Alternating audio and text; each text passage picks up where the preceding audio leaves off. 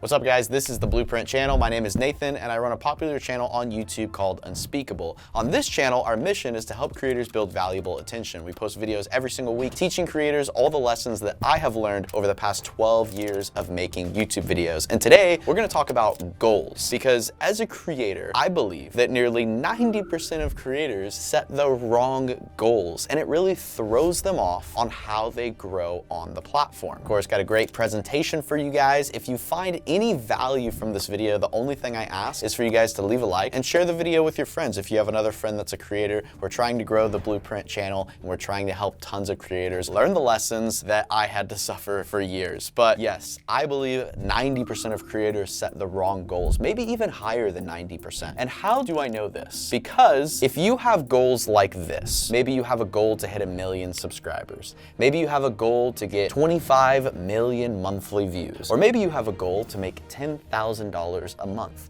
Now, these are good goals. There's nothing wrong with these goals, but they're the wrong goals because I used to set goals just like that. I had a sticky note on my computer and I had those similar goals written down and I never hit them, or I would hit them eventually. It just seems like it took forever to hit them. And the reason for that is because these are not goals, these are destinations. Hitting 10 million subscribers is a great goal to have. That is an incredible accomplishment, but it doesn't move the needle of progress on a day-to-day, on a weekly, on a monthly basis, because that is a destination. So what I learned is the best goal to set as a creator is goals that are actionable items, things that you can actually achieve on a daily, weekly, or monthly basis. So what's everything a creator with 10 million subscribers would do or focus on? Now I want to share with you some other things that I learned about goals. And there's actually 3 steps to a goal.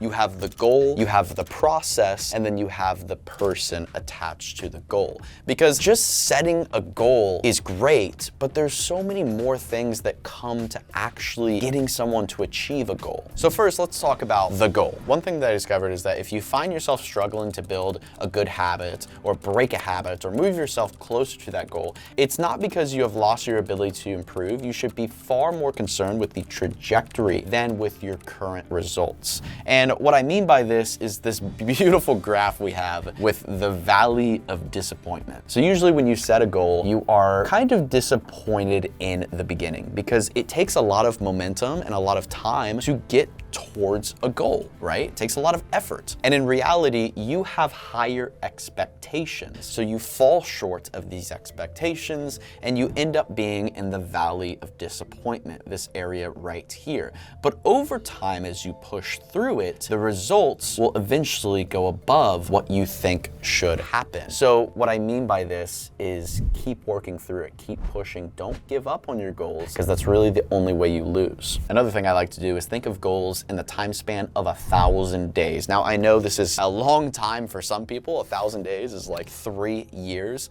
But imagine if you did this for 1,000 days, what type of person would you become? For example, if you have a goal to get healthy in the gym, if you eat good and work out every single day, imagine if you did that for 1,000 days. Imagine what type of person you would be 1,000 days from now. So when I'm laying out my goals, I always like to think long-term, and that's just one of the things that also motivates me to stay dedicated towards a goal as well. Another thing to think about is don't set a goal. This is kind of just what we talked about. So if you say, oh, I want a Porsche, I want a Lamborghini, I want a Ferrari, that is a destination. Instead, you should ask yourself, what type of person owns a Ferrari? If you want better results, then forget about setting goals. Set goals for systems instead. I heard this from someone and I had to write this in here, and it says, you do not rise to the level of your goals, you instead fall to the level of your systems. So goals are just results you want to achieve,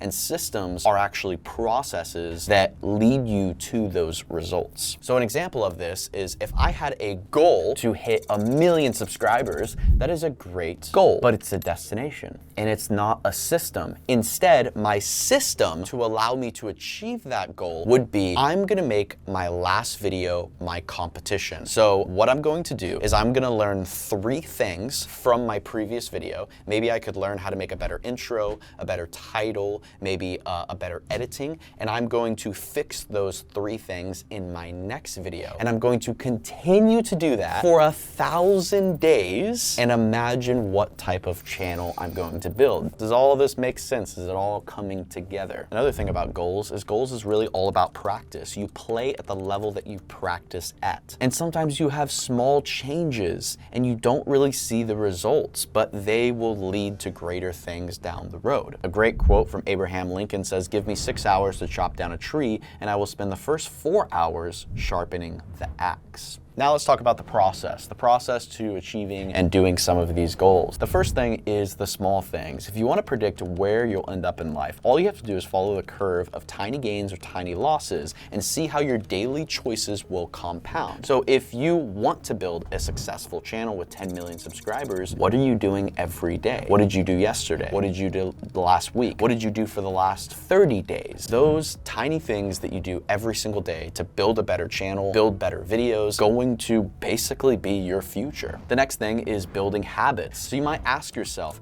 how can you make things easy, satisfying, obvious, or attractive? When I'm talking about habits, I mean the habit that is attached to your goal. So if you say, hey, I'm gonna make my last video my competition, but I need to do that every single day, how can you make that a habit that is attractive, that's easy for you to do every day, that's very obvious? Maybe it's a sticky note on the wall. Maybe it's a reminder on your phone. Maybe it's your friends helping you do it every day. There's a lot of things. After you build that habit, it will be very easy to just flow because you've been doing it for so long. And then one thing I thought was interesting is this effect where sometimes in life we want things we don't need. Life has a tendency to become filled with more. We are rarely looking to downgrade, to simplify, or eliminate things. Understand what you want and what is being used for motivation versus to impress people who don't even care about you. So this is a little bit of a deeper thought, but when you're setting goals, when you're going after goals, you need to understand what you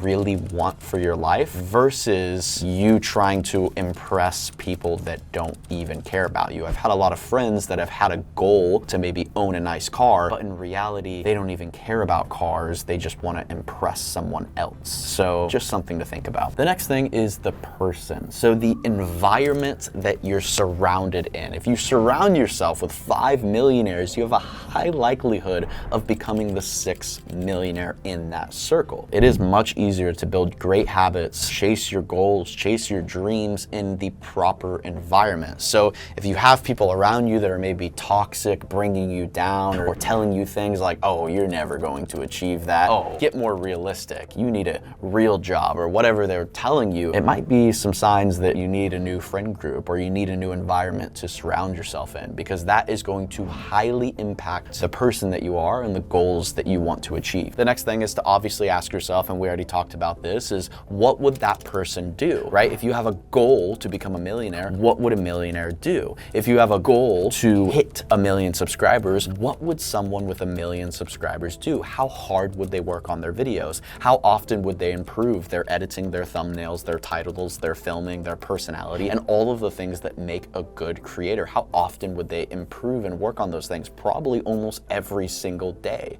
When I was in my peak of growing my channel to millions of subscribers, I was doing that every single day, and I was posting 2 to 3 videos every single day. Now, obviously, growth is different for everyone, but you do have to work incredibly hard if you want to hit some of the big goals that you end up setting. But the best way to do that is to ask yourself, what would that person do? If you want to be an NFL player and play professionally, what would an NFL player do? How hard would they train? How much would they study these plays? How much would they run all these drills? It's a great way to set your goals, basing it on someone that has already achieved them. Hopefully you guys have learned some great information. That is all my tips when it comes to setting goals. Now, obviously this video is not just for creators setting goals. This could be for anyone, whether you have a marketing company, you have a business, maybe you're an athlete. It could be anything. So if you like this video, be sure to leave a like and share it with your friends, because we post videos like this every week on the Blueprint channel.